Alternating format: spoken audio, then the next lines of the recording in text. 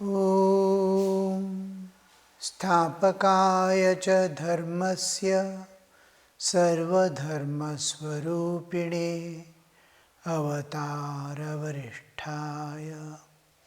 Ramakrishnaय ते नमः.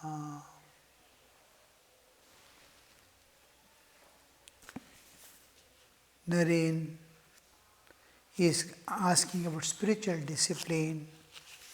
Sri Ramakrishna is giving out the secrets, a very discipline, the essence of a very discipline, spiritual discipline is love of God.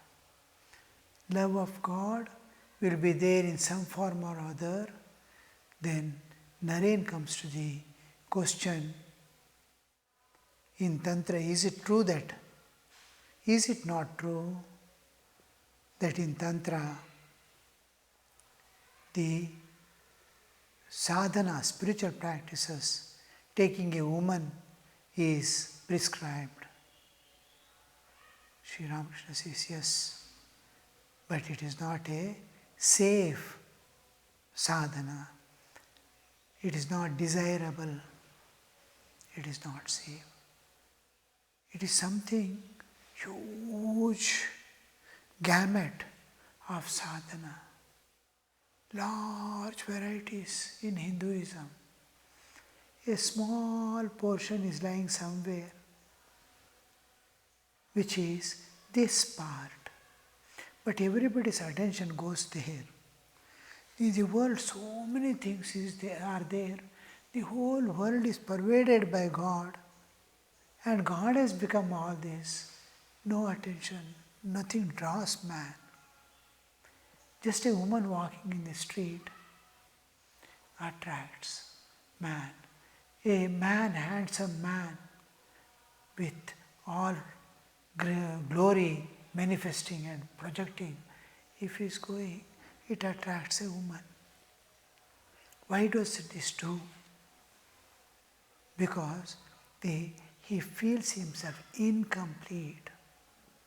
The incompleteness comes at the time before birth. What is our nature? When the conception takes place in the mother's womb, when the conception takes place, just a conception has taken place and the body has to grow now. First what forms is the spine with 6 layers of consciousness, Chaitanya. In this neither there is manhood or womanhood. But the 6 layers of consciousness contains the Jiva Tattva, Prakriti Tattva and Shiva Tattva. The lower 3 chakras belong to their consciousness, levels of consciousness, belongs to the yielding to nature, that is drinking, eating, sleeping and all that, which we call Muladhara, desire for enjoyments and play, this, that and all, Swadhisthana, and then clinging to life, I have to live, eating food. This is Manipura. These 2, 3 are manifestations of the Jiva according to its karma and according to vasana. It has what kind of body, if the soul acquires, then it can work out all the karmas and vasanas. Such a body he gets. Karmas and vasana build up. There is another layer, because body has to be given, body belongs to Prakriti, mind belongs to Prakriti, then intellect belongs to Prakriti. All these are Prakriti parts, and I put them together. Now, this is another part, and there is still another part, the divine, pervading. Now, suppose you want to utilize designing a computer, there is hardware, like our bodily existence. There is software. There is the power which is making the move. There is different participations, one which is working, one which is making it work, and the power to work. There must be software, there must be hardware, and both must be made to move, act according to the design by a power. This power in our existence is Chaitanya, the divine. Then the parts which I am using all belong to nature. And my vasanas and tendencies and karmic load that makes me work is the Karana Sharira, Sukshma Sharira and Sthula Sharira. The software which is going to make it. The bodily existence, the Prakriti, then there is the Prakriti, nature, and then there is the divine. Our own karmic load, the lower 3 chakras, the upper 2 chakras, the Anahata and Vishuddha belongs to Prakriti, nature.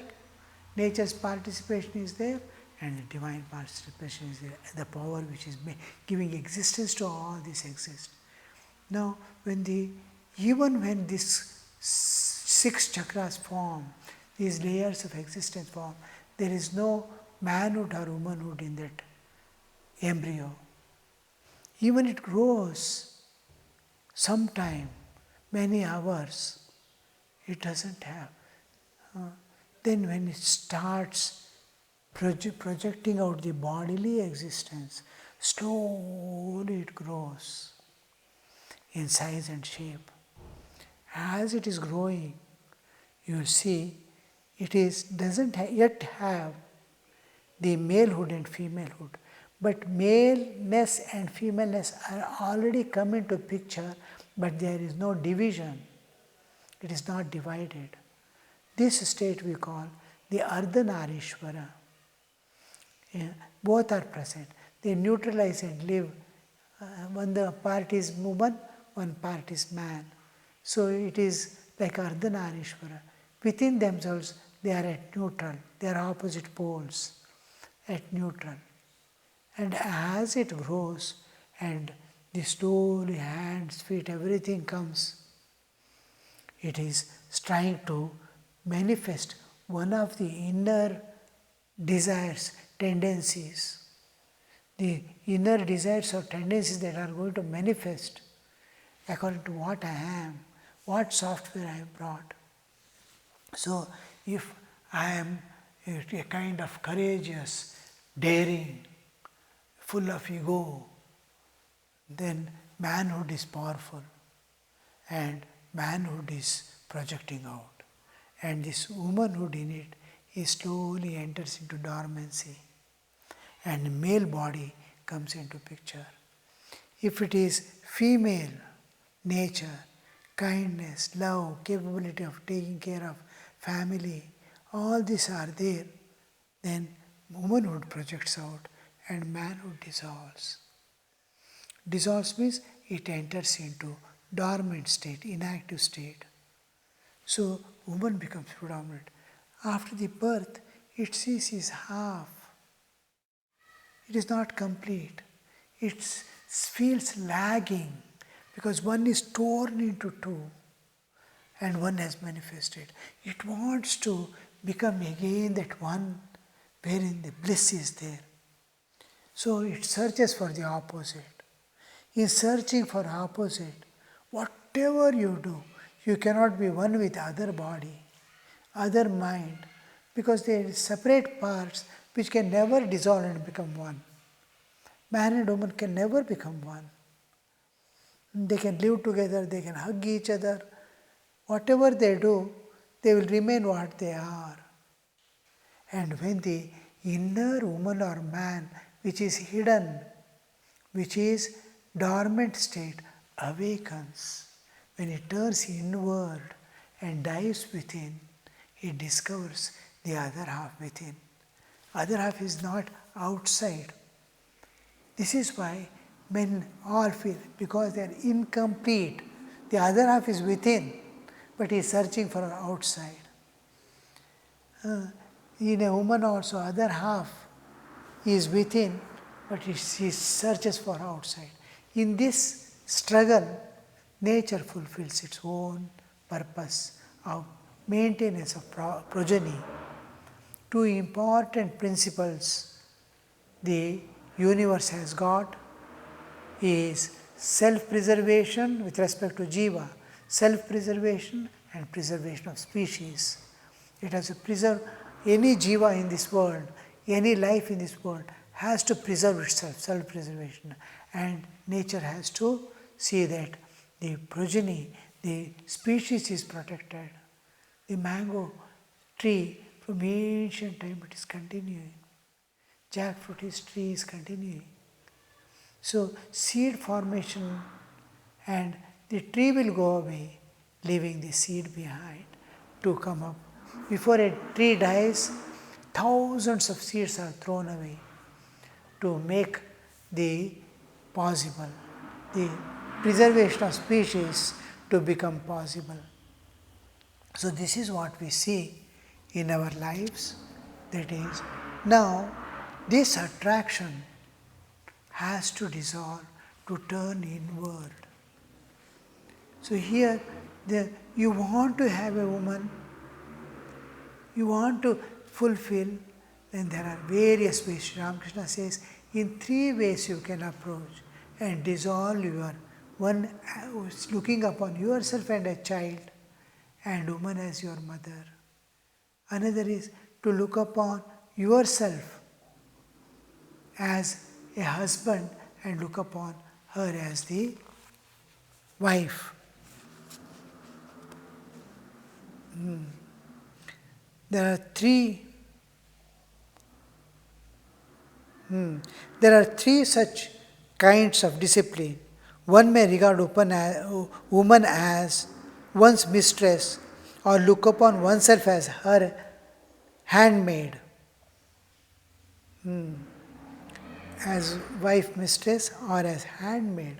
Handmaid is also, handmaid means suppose now a queen is there are so many women helping her to dress up, to bring food for her, to go with her when she goes for any walk and all that. So many. These are called handmaids. They help her like living and activities. So you can be of the Divine Mother, look upon Divine Mother as the handmaid also, or as her child. So the Sri Ramakrishna continues, I look upon woman as my mother, not as a part of discipline, as a part of his existence. From childhood, somehow each one has to one day or the other cross because Atman, we are going towards God, we are going to divine, we are going towards spirituality, in where all differences dissolve, where manhood and womanhood dissolves commonly. I must get rid of my manhood, I must get rid of my womanhood, if I am a woman, if I am a man. So how to get rid of this? Because I am Atman. In Atman consciousness, there cannot be duality of man and woman. Somehow or the other. Because if I am divine, I can love divine. By loving divine, I transcend my limitations of being man or woman. So to transcend nature, I have to be divine. If I am divine, I can love God. I can transcend the nature. I can be beyond. Similarly, if I love God, I transcend. If I transcend, I love God. Leaving my bodily existence, I have to love God. If I constantly love God, my body awareness will dissolve away. So, how will you love? Love is where there is a sacrifice. Sacrifice, I give myself entirely. I don't keep anything. Bhakti and prema, slight difference is there. In bhakti, I retain my individual existence to serve. In bhakti is a part where I serve God. Bhakti is a part where I serve. This serving, sacrificing is a part of love, discipline. So what do I give? How do I give? Now, if I try to enjoy, it is no more love. It becomes a business. You give me, I give you. I want enjoyment, so I keep you with me. I serve you, I give you everything. I want something. If I don't take anything, if I give with no taking, no leva devi, no giving, no taking. Love for love's sake. This love alone makes you transcend. Even when you look upon a woman as mistress, as is said in the first layer, as a mistress, as a handmaid, as a child, as a mistress also, you have to sacrifice your all, dissolve yourself in giving away. You cannot enjoy, you cannot possess, you cannot hold on. It is giving love, it is giving.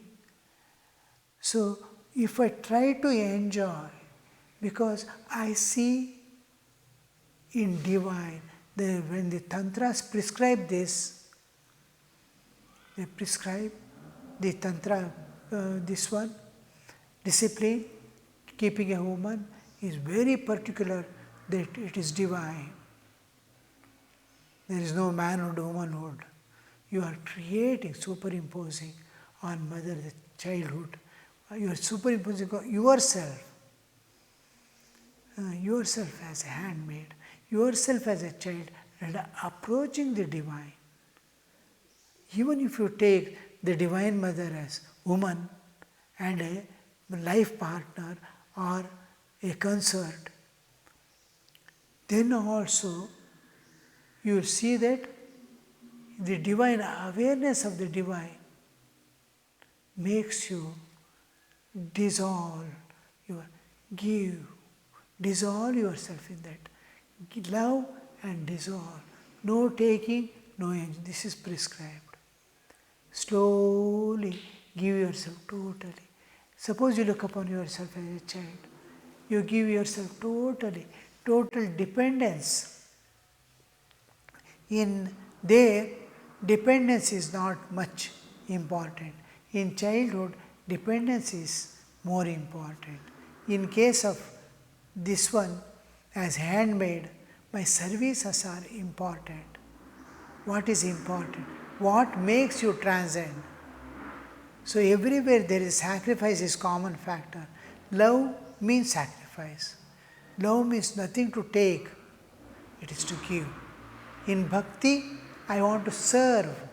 It's just like a handmaid. I want to serve. So I retain my I.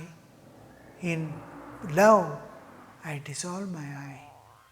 I don't want myself to be there. In prema, whatever way you love God, whatever you love, the way you love the Divine Mother, this one has to. But in case of seeing a little womanhood also in the Goddess, you will see that your body awareness becomes predominant. There the fall comes. If your spiritual awakening is there, if it awakens your spiritual existence, it is good. You will achieve the goal.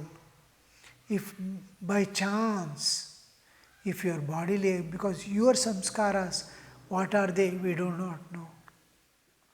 So alternates are given in the beginning.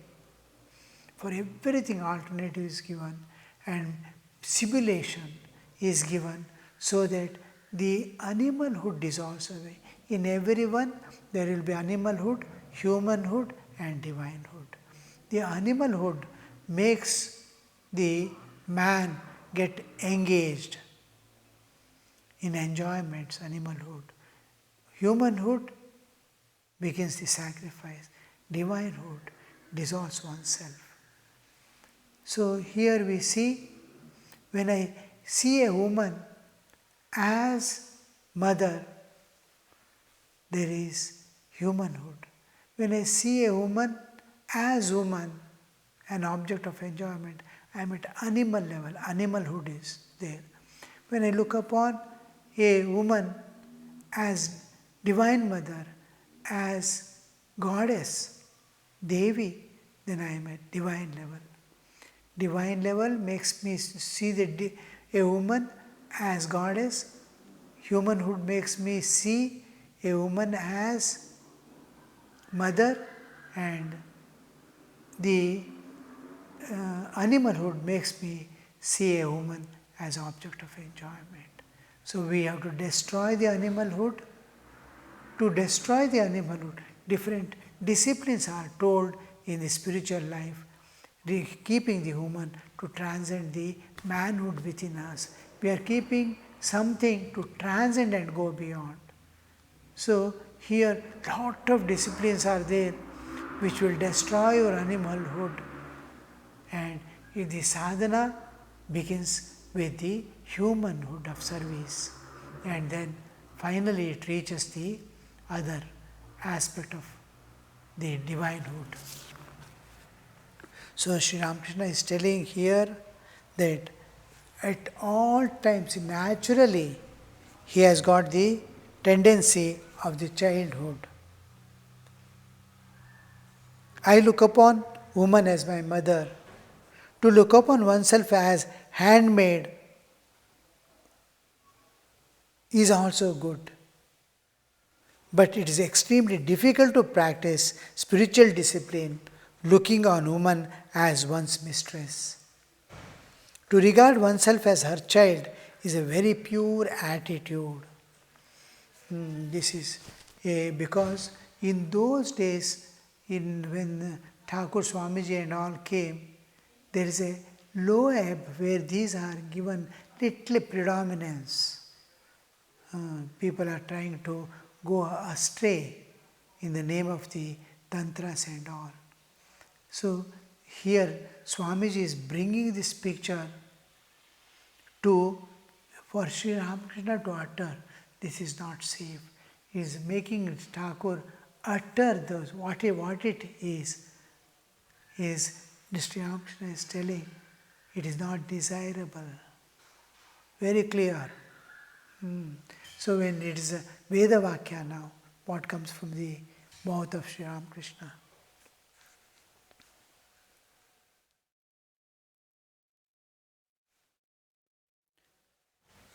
The sannyasis belonged to the sect of Nanak. He entered the room and greeted the master saying, Namo Narayanaya. Sri Ramakrishna asked them to sit down. We began yesterday with it, monks coming, Guru Nanak's Pantha, the monks coming and staying at Dakshineshwar. Narendra raised that point, and Sri Ramakrishna said, yes, they have come yesterday and they are staying. Immediately he reminds of their own people. I have come for Dharmastapana, these people have come with the same, sit on the mat. The same sadhus have arrived, and Sri Ramakrishna is asking them to sit. Master, Om Namo Narayanaya they say, and Master asks them to sit down. Master, at once he is beginning the talk. There is no formalities. Nothing is impossible for God. Nobody can describe His nature in words.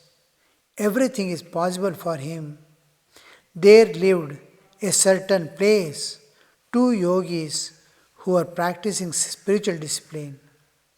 The sage Narada was passing that way one day. Realizing who he was, one of the yogis said, "You have just come from the God Himself. What is He doing now?"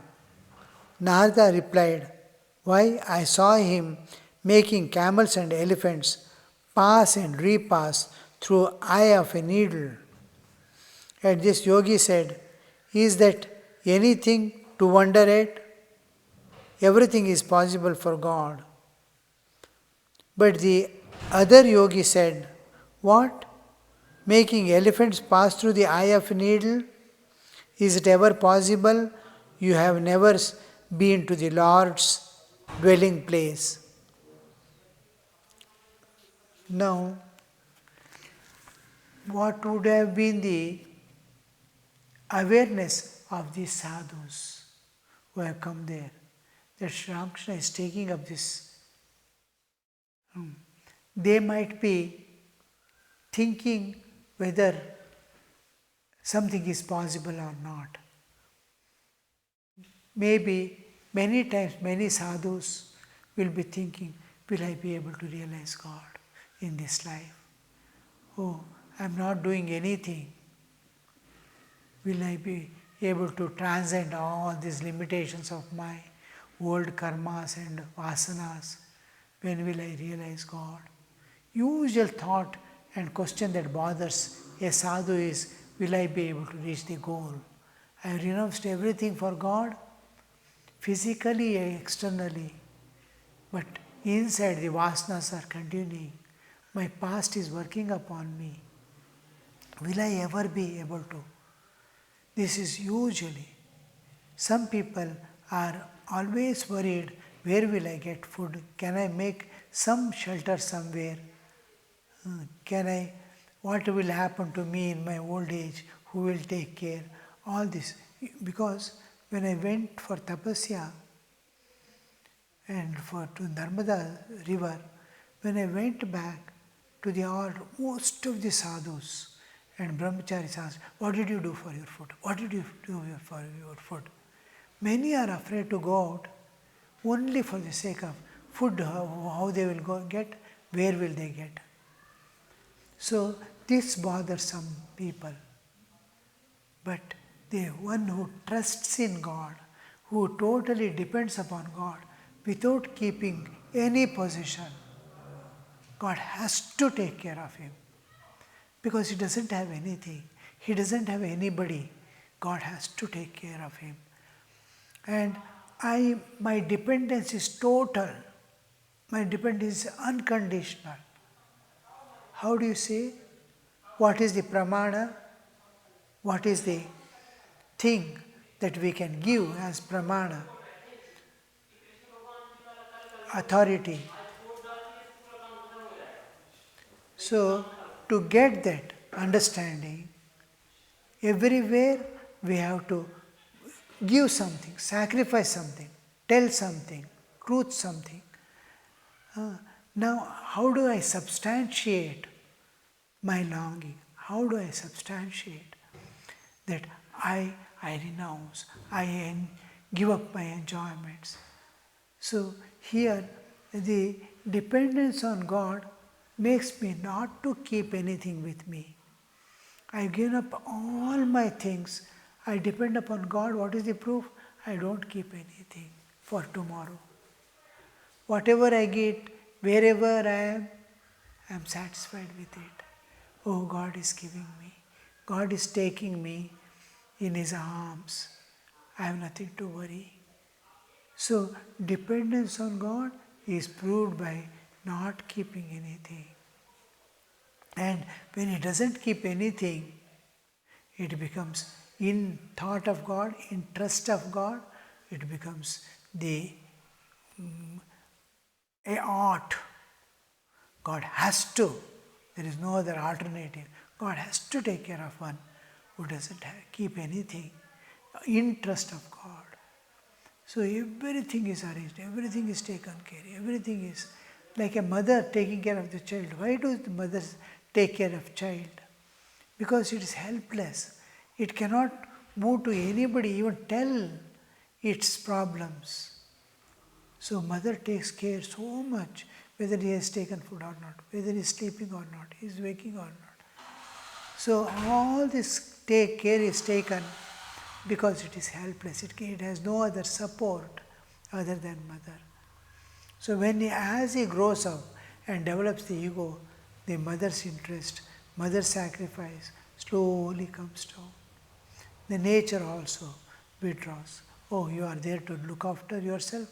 Do it.